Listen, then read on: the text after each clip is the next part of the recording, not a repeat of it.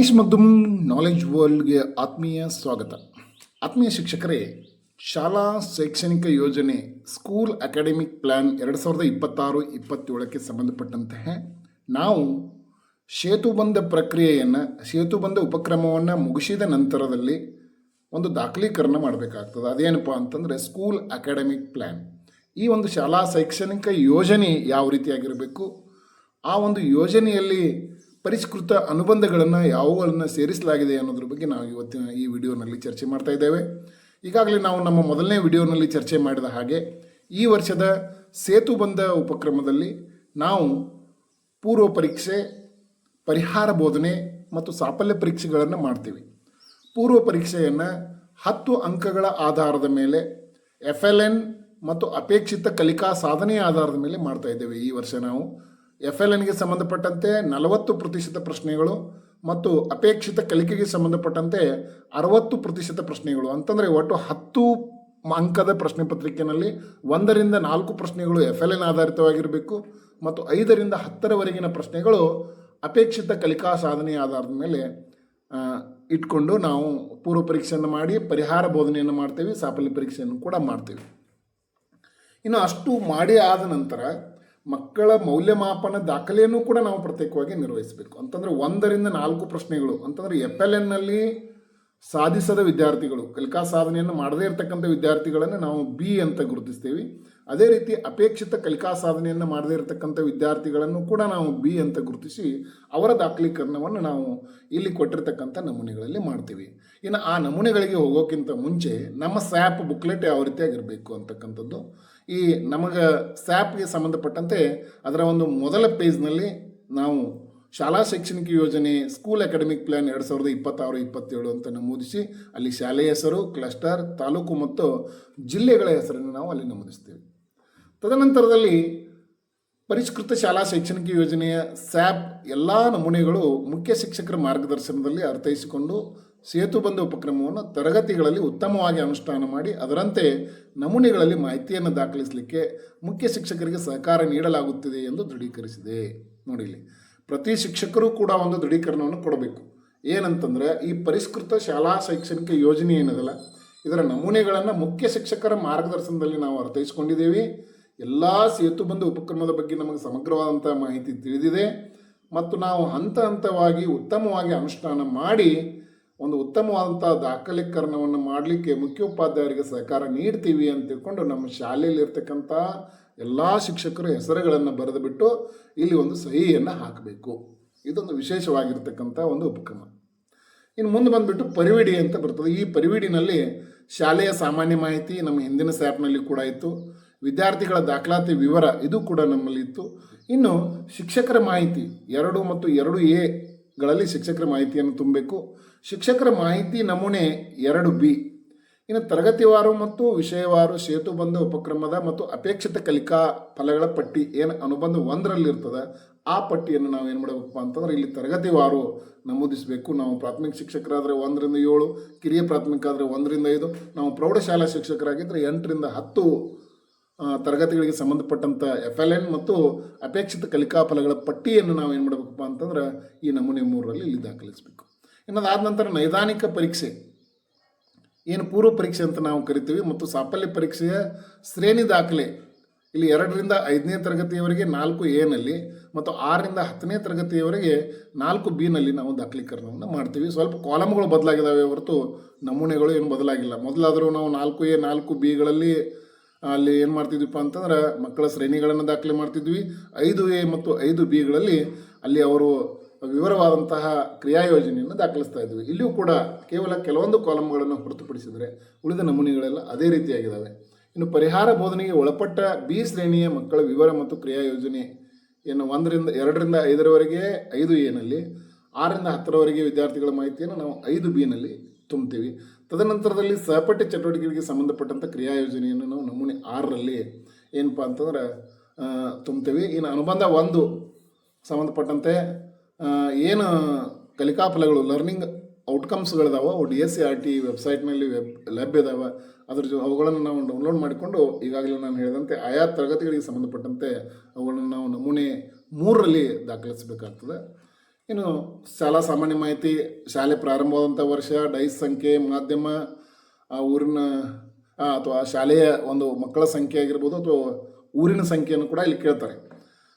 ಆ ಊರಿನ ಜನಸಂಖ್ಯೆ, ಗಂಡು ಹೆಣ್ಣು ಅಪ್ರಾಕ್ಸಿಮೇಟ್ ನಾವು ಹಾಕಬೇಕಾಗ್ತದೆ. ಕುಟುಂಬಗಳ ಸಂಖ್ಯೆ, ಇನ್ನು ಶಾಲಾ ವಿಸ್ತೀರ್ಣ ಎಷ್ಟು, ಕೊಠಡಿಗಳು ಎಷ್ಟು ಅದಾವೆ, ಆ ಕೊಠಡಿಗಳ ವಿಸ್ತೀರ್ಣ, ವಾಚನಾಲಯದಲ್ಲಿರೋ ಪುಸ್ತಕಗಳ ಸಂಖ್ಯೆ, ನಮ್ಮ ಶಾಲೆಗೆ ಸಂಬಂಧಪಟ್ಟಂತೆ ಏನು ಫಂಡಮೆಂಟಲ್ ಮಾಹಿತಿ ಅದ ಇರ್ತದೆ. ನಮ್ಮ ಶಾಲೆಗಳಲ್ಲಿ ಮೂಲಭೂತ ಮಾಹಿತಿ ಒಂದು ನಮೂನೆ ಚಾರ್ಟನ್ನು ನಾವು ಮಾಡ್ಕೊಂಡಿರ್ತೀವಿ.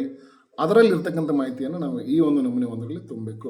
ಇನ್ನು 2026-27ನೇ ಶೈಕ್ಷಣಿಕ ವರ್ಷಕ್ಕೆ ಸಂಬಂಧಪಟ್ಟಂಥ ಮಕ್ಕಳ ದಾಖಲಾತಿಗಳು, ಈ ದಾಖಲಾತಿ ಸ್ವಲ್ಪ ಅಪ್ಡೇಟ್ ಆಗ್ತಿರ್ತದೆ. ನಾವು ಬಿಗಿನಿಂಗ್ನಲ್ಲಿ ಸ್ವಲ್ಪ ಪೆನ್ಸಿಲಿಂದ ಟೆಂಟೇಟಿವ್ ಆಗಿ ಬರೆದುಕೊಂಡು ಇದನ್ನು ನಾವು ಜುಲೈ ಕೊನೆ ಹಂತಕ್ಕೆ ಇದನ್ನು ಅಂತಿಮಗೊಳಿಸ್ತಕ್ಕಂಥ ಕೆಲಸವನ್ನು ಕೂಡ ನಾವು ನಮೂನೆ 1 ಏನಲ್ಲಿ ಮಾಡ್ತೀವಿ. ಇನ್ನು ನಮೂನೆ 2ರಲ್ಲಿ ಶಿಕ್ಷಕರ ಮಾಹಿತಿ, ಇಲ್ಲಿ ಮಂಜೂರಾದಂಥ ಶಿಕ್ಷಕರ ಸಂಖ್ಯೆಗಳು, ಆಮೇಲೆ ಯಾರಾದರೂ ನಿಯೋಜನೆ ಮೇಲಿದ್ದಂದರೆ ಅಂಥ ಶಿಕ್ಷಕರ ಸಂಖ್ಯೆಗಳನ್ನು ಬರೀಬೇಕಾಗ್ತದೆ. ಖಾಲಿ ಹುದ್ದೆಗಳು ಮತ್ತು ಅತಿಥಿ ಶಿಕ್ಷಕರು ಇದ್ದಲ್ಲಿ ಸಂಖ್ಯೆಯನ್ನು ಬರೋದು. ಇನ್ನು ಎಲ್ಲ ಶಿಕ್ಷಕರ ವಿವರವಾದಂಥ ಮಾಹಿತಿಯನ್ನು ನಾವು ಏನು ಟೀಚರ್ಸ್ ಇನ್ಫಾರ್ಮೇಷನ್ ಚಾರ್ಟ್ನಲ್ಲಿ ಇರ್ತದಲ್ಲ ಆ ರೀತಿಯಾದಂಥ ಅಲ್ಲಿರ್ತಕ್ಕಂಥ ಮಾಹಿತಿಯನ್ನು ಇದರಲ್ಲಿ ತುಂಬಬೇಕು. ಇನ್ನು ನಮೂನೆ 2A ಶಿಕ್ಷಕರ ಮಾಹಿತಿ, ಇಲ್ಲಿ ಶಿಕ್ಷಕರಿಗೆ ಸಂಬಂಧಪಟ್ಟಂತೆ ಅವ್ರ KGID ಸಂಖ್ಯೆ, GPF ಸಂಖ್ಯೆ ಇರ್ಬೋದು, ಆಧಾರ್ ಸಂಖ್ಯೆ, ಆಮೇಲೆ ಅಪಾರ್ ಸಂಖ್ಯೆ, ಪ್ಯಾನ್ ಸಂಖ್ಯೆ, ಬ್ಯಾಂಕ್ ಖಾತೆ ಸಂಖ್ಯೆ, ಇವೆಲ್ಲವುಗಳ ಬಗ್ಗೆ ಮತ್ತು ಅವ್ರ ಮೊಬೈಲ್ ನಂಬರ್ಗಳನ್ನು ನಾವು ಈ ಒಂದು ನಮೂನೆಯಲ್ಲಿ ದಾಖಲಿಸಬೇಕು. ಇನ್ನು ಶಿಕ್ಷಕರಿಗೆ ಸಂಬಂಧಪಟ್ಟಂತೆ ಇನ್ನೊಂದು ಮಾಹಿತಿ 2B ಕೇಳ್ತಾರೆ, ತರಬೇತಿಗಳ ಮಾಹಿತಿ. ಶಿಕ್ಷಕರಿಗೆ ಇಲ್ಲಿವರೆಗೆ ಯಾವ ಯಾವ ತರಬೇತಿಗಳಾಗಿದ್ದಾವೆ, ವಿಷಯ ಸಂಪದೀಕರಣ ಇರ್ಬೋದು, ಇಂಗ್ಲೀಷ್ ಇರ್ಬೋದು, ಮೌಲ್ಯ ಶಿಕ್ಷಣಕ್ಕೆ ಸಂಬಂಧಪಟ್ಟಂಥ ತರಬೇತಿ ಇರ್ಬೋದು, ಟಾಲ್ಪ್ ಆಗಿರ್ಬೋದು, ಪೋಕ್ಸೋಗೆ ಸಂಬಂಧಪಟ್ಟಂಥ ತರಬೇತಿ, ಈ ಯಾವ್ಯಾವ ತರಬೇತಿಗಳಾಗಿದ್ದಾವೆ ಶಿಕ್ಷಕರ ಹೆಸರು ಬರೆದು ಬಿಟ್ಟು ಅವ್ರ ಹೆಸರಿನ ಮುಂದೆ ಟಿಕ್ ಮಾಡಬೇಕು. ಇಲ್ಲಿ ಇರ್ತಕ್ಕಂಥ ಪಟ್ಟಿ ಹೊರತುಪಡಿಸಿ ಮತ್ತೆ ಯಾವುದಾದ್ರೂ ಬೇರೆ ತರಬೇತಿ ಆಗಿದ್ದರೆ ಅವುಗಳನ್ನು ಕೂಡ ಇಲ್ಲಿ ಬರೀಲಿಕ್ಕೆ ಏನಪ್ಪ ಅಂತಂದರೆ ಅವಕಾಶಗಳನ್ನು ಕಲ್ಪಿಸಿದ್ದಾರೆ. ಅದು 2B.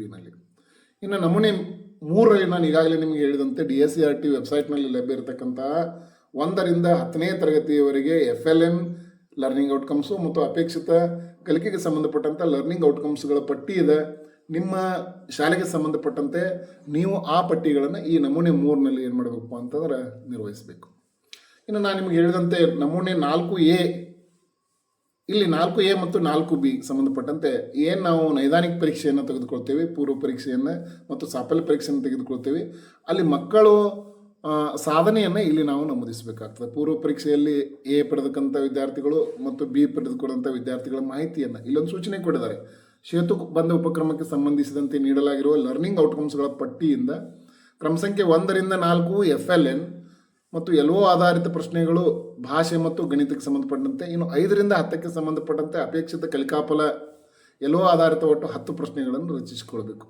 ಪರಿಸರ ಅಧ್ಯಯನ ವಿಷಯಕ್ಕೆ ಅಪೇಕ್ಷಿತ ಕಲಿಕಾಫಲ ಲರ್ನಿಂಗ್ ಔಟ್ಕಮ್ ಆಧರಿಸಿದ ಒಟ್ಟು 10 ಪ್ರಶ್ನೆಗಳನ್ನು ರಚಿಸಿಕೊಳ್ಬೇಕು. ಅಂತಂದರೆ ಇಲ್ಲಿ ಭಾಷೆ ಮತ್ತು ಗಣಿತಕ್ಕೆ ಸಂಬಂಧಪಟ್ಟಂತೆ 2 ಭಾಗಗಳನ್ನು ಮಾಡ್ಕೋಬೇಕು ನಾವು. 1ರಿಂದ 4 FLN ಮತ್ತು 5ರಿಂದ 10 ಅಪೇಕ್ಷಿತ ಸಾಧನೆ.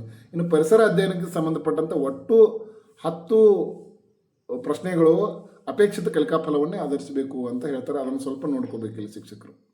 ಇನ್ನು ಅದೇ ರೀತಿ 6ರಿಂದ 10ನೇ ತರಗತಿಗೆ ಸಂಬಂಧಪಟ್ಟಂತೆ ಕೂಡ ಇಲ್ಲಿಯೂ ಕೂಡ ಏನು ಮಾಡಬೇಕಪ್ಪ ಅಂತಂದ್ರೆ ಭಾಷೆ ಮತ್ತು ಗಣಿತಕ್ಕೆ ಸಂಬಂಧಪಟ್ಟಂತೆ 60-40 ಏನು ರೇಷೋ ಅದ ಅದನ್ನು ಫಾಲೋ ಮಾಡಬೇಕು.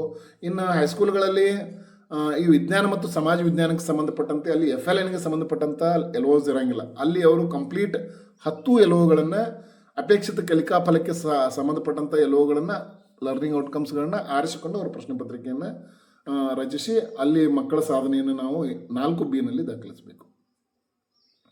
ಇನ್ನು 5Aಗೆ ಸಂಬಂಧಪಟ್ಟಂತೆ ಪರಿಹಾರ ಬೋಧನೆಗೆ ಒಳಪಟ್ಟ B ಶ್ರೇಣಿಯ ಮಕ್ಕಳ ವಿವರ ಮತ್ತು ಕ್ರಿಯಾ ಯೋಜನೆಯನ್ನು, ಇಲ್ಲಿ ವಿದ್ಯಾರ್ಥಿ ಹೆಸರಿರ್ತದೆ, FLN ಅಪೇಕ್ಷಿತ ಕಲಿಕಾಫಲಗಳು, ಒಟ್ಟು ನಾವು 10 ಕಲಿಕಾಫಲಗಳಿಗೆ ಆಧರಿಸಿದಂತೆ ಪರೀಕ್ಷೆಯನ್ನು ತೆಗೆದುಕೊಂಡಿರ್ತೀವಿ.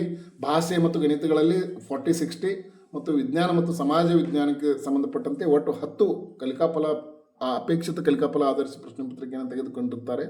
ಅದರ ಆಧಾರದ ಮೇಲೆ B ಗ್ರೇಡ್ಗೆ ಒಳಪಟ್ಟಂಥ ಮಕ್ಕಳ ಮಾಹಿತಿಯನ್ನು ನಾವು ಇಲ್ಲಿ ನಮೂದಿಸಿ ಅಲ್ಲಿ ಕಲಿಕಾಫಲ ಸಾಧಿಸಲು ಚಟುವಟಿಕೆಗಳನ್ನು ನಿರ್ವಹಣೆಯಾಗಿದೆಯೇ ಅಂತ ಕೇಳ್ತಾರೆ.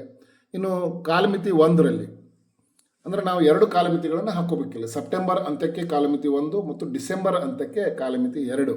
ಆ ಕಾಲಮಿತಿಗಳಲ್ಲಿ ವಿದ್ಯಾರ್ಥಿಗಳ ಆ ಒಂದು ಕಲಿಕಾಫಲಗಳನ್ನು ಸಾಧಿಸಿದ್ರಪ್ಪ ಅಂತಂದ್ರೆ ಆ ಕಲಿಕಾಫಲದ ಮುಂದೆ ಆ ವಿದ್ಯಾರ್ಥಿ ಹೆಸರಿನ ಮುಂದೆ ನಾವು ಟಿಕ್ ಮಾರ್ಕನ್ನು ಹಾಕೋದ್ರ ಮೂಲಕ ಇದು ಏನಾಗ್ತದಪ್ಪ ಅಂತಂದ್ರೆ ಇಡೀ ಡಿಸೆಂಬರ್ವರೆಗೆ ನಾವು ಈ ನಮೂನೆ 5A 2ರಿಂದ 5 ತರಗತಿಗಳು ಮತ್ತು 5B 6ರಿಂದ 10ನೇ ತರಗತಿಗಳ ಮಕ್ಕಳ ಅಂದರೆ ಪರಿಹಾರ ಬೋಧನೆಗೆ ಒಳಪಟ್ಟ ಮಕ್ಕಳು ಅವರ ಒಂದು ಕ್ರಿಯಾಯೋಜನೆಯನ್ನು ಆಧರಿಸಿ ನಾವೇನು ತರಗತಿಗಳನ್ನು ಮಾಡ್ತೀವಿ, ಆ ತರಗತಿಗಳಲ್ಲಿ ಮಕ್ಕಳ ಸಾಧನೆಯನ್ನು ನಾವೇನು ಮಾಡ್ತೀವಪ್ಪ ಅಂತಂದ್ರೆ ಈ ಒಂದು ನಮೂನೆಯಲ್ಲಿ ನಮೂದಿಸ್ತೀವಿ. ಇನ್ನು ನಮೂನೆ 6ಕ್ಕೆ ಸಂಬಂಧಪಟ್ಟಂತೆ ಸಹಪಠ್ಯ ಚಟುವಟಿಕೆಗಳಿಗೆ ಸಂಬಂಧಪಟ್ಟಂಥ ಇದಿದೆ. ಇಲ್ಲಿ ಶಾಲೆಯಲ್ಲಿ ನಡೀತಕ್ಕಂಥ ಸಹಪಠ್ಯ ಚಟುವಟಿಕೆಗಳು, ಅದು ಶಾಲಾ ಸಂಸತ್ತಾಗಿರ್ಬೋದು, ಗ್ರಂಥಾಲಯದ ಸದ್ಬಳಕೆ, ಆಮೇಲೆ ಮೊಬೈಲ್ ಬಿಡಿ ಪುಸ್ತಕ ಹಿಡಿ ಕಾರ್ಯಕ್ರಮ, ವಿಷಯವಾರು ಕ್ಲಬ್ಗಳು, ನಾವೇನೀಗ ಕ್ಲಬ್ಗಳನ್ನು ಮಾಡ್ತೀವಿ, ಮೀನಾ ಕ್ಲಬ್ ಆಗಿರ್ಬೋದು, ಆಯಾ ವಿಷಯವಾರು ಕ್ಲಬ್ಗಳನ್ನು ಮಾಡ್ತೀವಿ. ಆಮೇಲೆ ಮಕ್ಕಳ ರಕ್ಷಣಾ ಸಮಿತಿ ಅಂತ ಇರ್ತದೆ ಶಾಲೆಯೊಳಗೆ, ಮತ್ತು ಮಕ್ಕಳ ಹಕ್ಕುಗಳ ಕ್ಲಬ್ ಇರ್ತದೆ, ಯೋಗ ಮತ್ತು ಆರೋಗ್ಯ ಶಿಕ್ಷಣ, ಮಾನಸಿಕ ಆರೋಗ್ಯ ಘಟಕ, ಆಪ್ತ ಸಮಾಲೋಚನೆ, ಇಕೋ ಕ್ಲಬ್ಗಳು, ಮೌಲ್ಯ ಶಿಕ್ಷಣ. ಆಮೇಲೆ ಅದೇ ರೀತಿಯಾಗಿ ಬ್ಯಾಗ್ಲೆಸ್ ಡೇ, ಸಂಭ್ರಮ ಶನಿವಾರದ ಚಟುವಟಿಕೆಗಳು ವಿವರಣೆಯಲ್ಲಿ ಬರಿತೀವಿ. ಆಮೇಲೆ ಕಂಪ್ಯೂಟರ್ ಮತ್ತು AI ಶಿಕ್ಷಣ, ಸಾಂಸ್ಕೃತಿಕ ಸಂಘ ಮತ್ತು ಲಲಿತ ಕಲೆಗಳು, ಕಾರ್ಯಾನುಭವ ಘಟಕ, ಸ್ಕಿಲ್ ಎಜುಕೇಷನ್ಗೆ ಸಂಬಂಧಪಟ್ಟಂತೆ ಕರಿಯರ್ ಗೈಡೆನ್ಸ್, ಈಗಾಗಲೇ ನಾವು ವೃತ್ತಿ ಮಾರ್ಗದರ್ಶನಕ್ಕೆ ಸಂಬಂಧಪಟ್ಟಂತೆ ಸಾಕಷ್ಟು ಚಟುವಟಿಕೆಗಳನ್ನು ವರ್ಷವಿಡೀ ಮಾಡ್ತಿರ್ತೀವಿ. ಅವುಗಳ ಬಗ್ಗೆ ಕೂಡ ನಾವು ಇಲ್ಲಿ ಕಾಲಮಿತಿಯನ್ನು ನಮ್ಮ ಕ್ರಿಯಾಯೋಜನೆಯನ್ನು ಇಲ್ಲಿ ನಮೂದಿಸಬೇಕು. ಜೊತೆಗೆ ಸ್ಕೌಟ್ಸ್ ಮತ್ತು ಗೈಡ್ಸು, ಸೇವಾದಳದ ಬಗ್ಗೆ, NCC ಬಗ್ಗೆ, ಆಮೇಲೆ ಮಾರ್ಷಲ್ ಆರ್ಟ್ ಅಂತ ಕೆಲವು ಶಾಲೆಗಳಲ್ಲಿ, ಕರಾಟೆ, ಇದಕ್ಕೆ ಸಂಬಂಧಪಟ್ಟಂತೆ ಈಗ ನಮ್ಮ ಶಾಲೆಗಳಲ್ಲಿ ತರಗತಿಗಳು ನಡೀತಾ ಇದ್ದಾವೆ. ಆಮೇಲೆ ರೆಡ್ ರಿಬ್ಬನ್, ಏಡ್ಸ್ಗೆ ಸಂಬಂಧಪಟ್ಟಂಥದ್ದು, ಮೀನಾ ಕ್ಲಬ್, ಇತರೆ ಯಾವುದೇ ಸಹಪಠ್ಯ ಚಟುವಟಿಕೆಗಳನ್ನು ನಾವು ಮಾಡಿದರೂ ಕೂಡ ಅವುಗಳ ಒಂದು ಚಟುವಟಿಕೆಗಳ ಕ್ರಿಯಾಯೋಜನೆ ಇಷ್ಟರಲ್ಲೇ ಬರಿಬೇಕಂತಲ್ಲ, ಪ್ರತ್ಯೇಕವಾಗಿ ನಾವು ಸೀಟ್ಗಳನ್ನು, ಅಂದರೆ ಈಗ ಒಂದೊಂದು ಇದಕ್ಕೆ ಹೆಚ್ಚಿನ ಮಾಹಿತಿಯನ್ನು ಬರಿಬೇಕಾಗ್ತದೆ. ಅದಕ್ಕೆ ಪ್ರತ್ಯೇಕವಾಗಿರ್ತಕ್ಕಂಥ ಹಾಳೆಗಳನ್ನು ಜೋಡಿಸೋದ್ರ ಮೂಲಕ ಈ ಒಂದು ಕ್ರಿಯಾಯೋಜನೆಯನ್ನು ನಾವು ವಿಸ್ತೃತವಾಗಿ ಇಲ್ಲಿ ಏನು ಮಾಡಬೇಕಪ್ಪ ಅಂತಂದ್ರೆ ನಮೂದಿಸಬೇಕು. ಇನ್ನು ಇದು ಎಲ್ಲಿರಬೇಕು ಸ್ಯಾಪ್ ಅಂತಕ್ಕಂಥದ್ದು, ಈಗ ನಮೂನೆಗಳು 4A 4B 5A 5Bಗಳ ಒಂದು ಮಾಹಿತಿ ಪ್ರತಿ ವಿಷಯವಾರು ಶಿಕ್ಷಕರ ಕಡೆಗೆ ಒಂದು ಪ್ರತಿ ಇರಬೇಕು. ಇನ್ನು ಇಡೀ ಎಲ್ಲ ಮಾಹಿತಿಯನ್ನು ಒಳಗೊಂಡಂಥ ಒಂದು ಸ್ಯಾಪ್ನ ಪ್ರತಿ ಹೆಡ್ ಮಾಸ್ಟರ್ ಹತ್ರ ಇರಬೇಕಾಗ್ತದೆ. ದಯವಿಟ್ಟು ಇಷ್ಟು ಏನಪ್ಪ ಅಂತಂದ್ರೆ ಈ ಒಂದು ಸ್ಯಾಪ್ ಅನುಷ್ಠಾನದಲ್ಲಿ ಆಗಿರ್ತಕ್ಕಂಥ ಸ್ವಲ್ಪ ಏನು ಬಹಳ ಬದಲಾವಣೆ ಇಲ್ಲ, ಒಂದು ಸ್ವಲ್ಪ ಸಣ್ಣ ಪುಟ್ಟ ಬದಲಾವಣೆಗಳನ್ನು ಒಳಗೊಂಡಂತಹ ನಮೂನೆಗಳ ಮಾಹಿತಿಯನ್ನು ಇಲ್ಲಿ ನಾನು ನಿಮಗೆ ಕೊಟ್ಟಿದ್ದೀನಿ. ಇದು ಬಹುಶಃ ನಿಮಗೆ ಉಪಯೋಗ ಆಗ್ತದೆ ಅಂತ ಭಾವಿಸ್ಕೊಂಡು ಈ ವಿಡಿಯೋನ ಇಲ್ಲಿಗೆ ಮುಗಿಸ್ತಾ ಇದ್ದೇವೆ.